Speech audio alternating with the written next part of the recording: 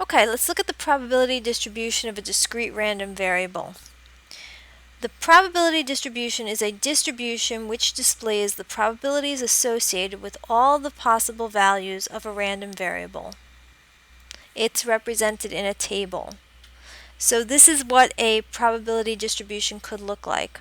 We have the name of the variable called size of family, and we have x, our symbol for a random variable.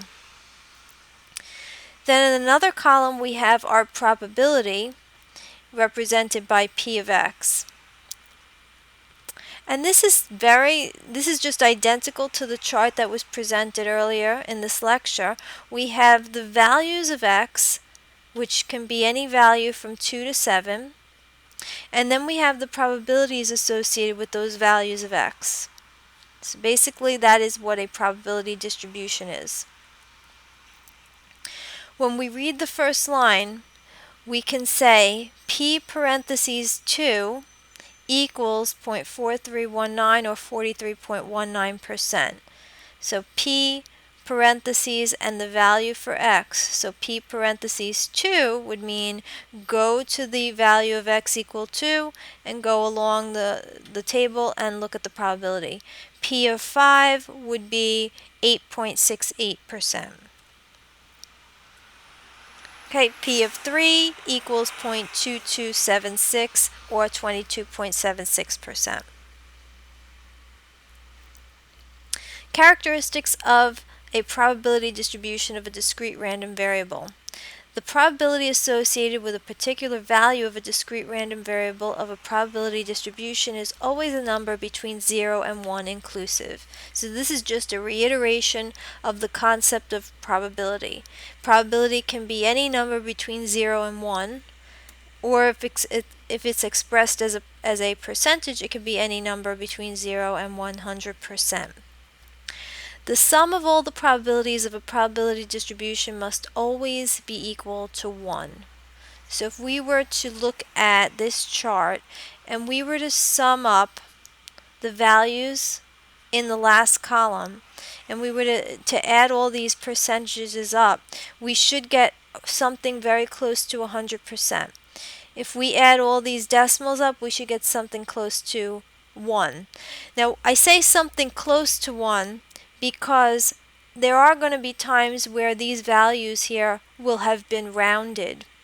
And when they get rounded, they're not as precise as their original quantities.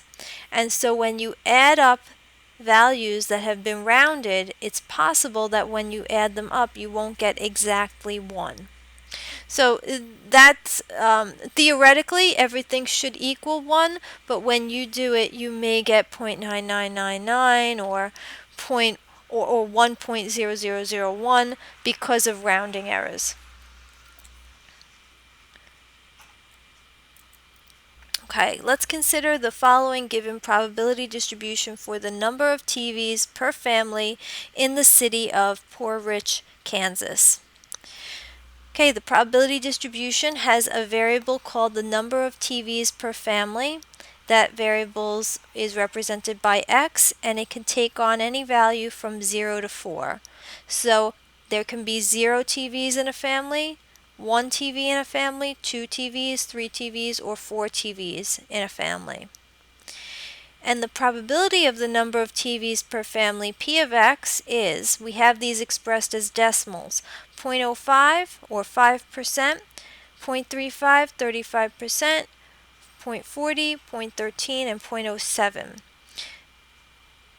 Okay, so when x equals 0, the probability is 5%. When x equals 1, the probability is 35%. What's the probability that a family owns more than 2 TVs? Okay, so we look at the column for the number of TVs, x. 2 TVs is right here. More than 2 TVs are the values for x of 3 and 4. So the probabilities associated with 3 and 4 are 0.13 and 0.07. So what we do with those two probabilities is we add them up. The probability of 3 plus the probability of 4 is 20 or 20%. So the probability that a family owns more than 2 televisions is 20%. Okay, so it's just a matter of looking at the table, looking at the associated probabilities for values of x, and adding them up where appropriate. We can construct a probability histogram based on this distribution. Okay, a probability histogram is related to the histogram that we saw in Chapter 2. It's a histogram that represents a probability distribution. The values of the discrete random variable are scaled along the horizontal axis. Corresponding probability values are scaled along the vertical axis. This is what a probability histogram looks like, and it's similar but slightly different from what we've seen so far in Chapter 2. On the horizontal axis, we have x, number of TVs per family. And then we label the values of x, 0, 1, 2, 3, 4. Now notice that the numbers on the horizontal axis are not labeled at the edges of the rectangle. They're labeled right in the middle of each rectangle. And that's how a probability distribution, a probability histogram is going to be constructed in this chapter. The height of each rectangle is not a frequency, but a probability. And you can see these probabilities are scaled 0.1, 0.2, 0.3, 0.4, 0.5. So the probability of 0 TVs is, and the height of the rectangle should be associated with that probability from the table. The probability of 1 TV and the height of this rectangle is associated with the probability from the table. And there's a rectangle for each value of x. So if we have 5 values of x, there are 5 rectangles.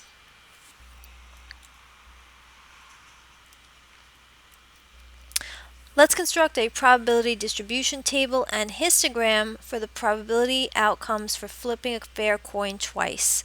So let's go back to the tree diagram for flipping the coin twice. We have the first event, which involved flipping it once and getting heads or tails, and then we flipped it twice where we can get heads or tails if the first outcome was heads, and then we can get heads or tails if the first outcome was tails. And then we listed our outcomes: heads, heads, heads, tails, tails, heads, tails, tails. So 4 outcomes. Okay, our probability distribution from this tree diagram. The discrete random variable we're going to be using will be the number of heads in 2 tosses of a fair coin. Another possible discrete random variable that could have been used is the number of tails in 2 tosses. Okay, we're going to specify in this particular problem, we're going to look at the number of tails. I'm sorry, the number of heads in 2 tosses of the fair coin. So if we look at how many heads are possible,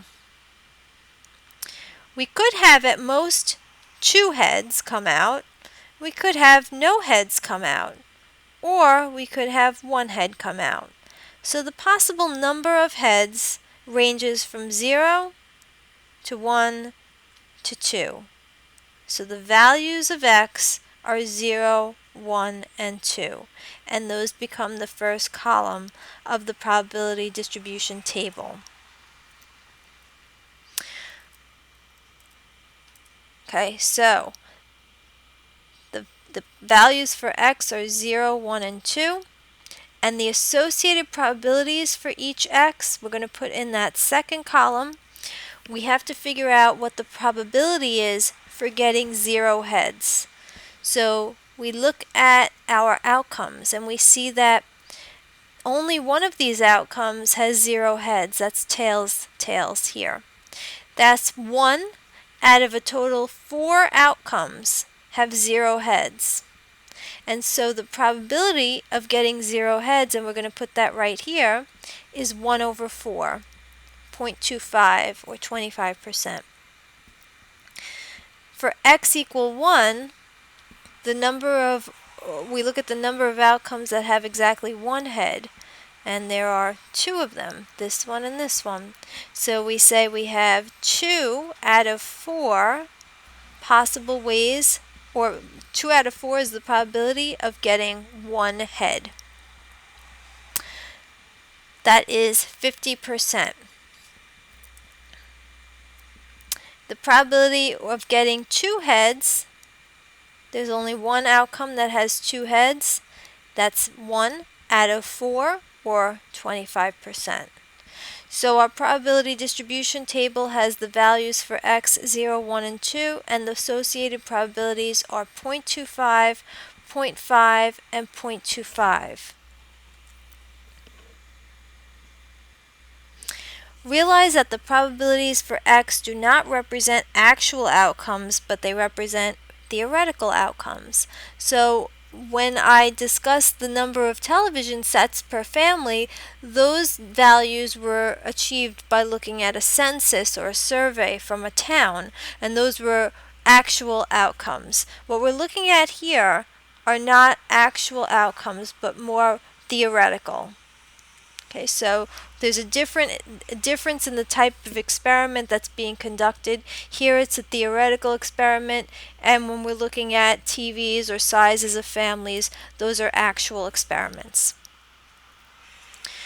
Okay, what we're looking at here is what we would expect to happen in the long run in 2 tosses of a fair coin. So if you were to flip a coin twice, in the long run, you would expect 50% of the time you'd get one head, 20% of the time you'd get no heads, and 25% of the time you'd get 2 heads.